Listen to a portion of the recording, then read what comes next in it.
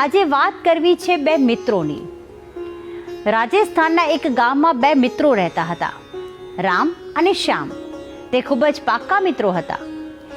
એક દિવસ બંને કશુંક નવું કરવાનો વિચાર કર્યો.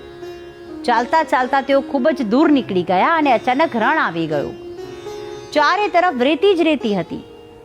તેઓ જ્યારે વાતો કરી રહ્યા હતા ત્યારે કોઈ બાબતે તેમની વચ્ચે બોલાચાલી થઈ ગઈ અને રામે શ્યામને ગુસ્સામાં તમાચો મારી દીધો.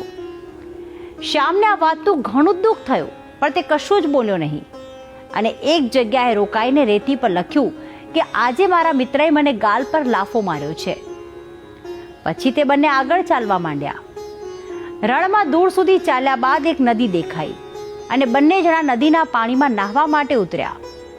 ખૂબ જ ઊંડે સુધી ગયા બાદ શ્યામ ડૂબવા માંડ્યો અને બચાવ બચાવની બૂમો પાડવા લાગ્યો. ત્યારે રામે હાથ પકડીને તેને બહાર કાઢ્યો.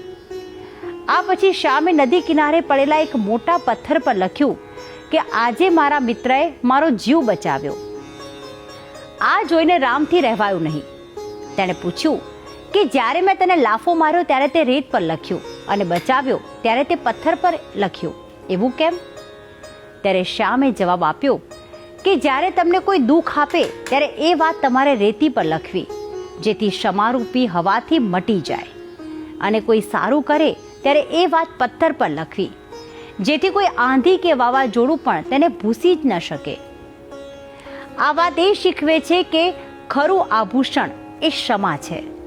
ક્ષમા માંગતા અને આપતા ક્ષણભર પણ વાર ન કરવી જોઈએ. અને હવે આ વાત એક સુવિચાર દ્વારા પણ સમજી લઈએ.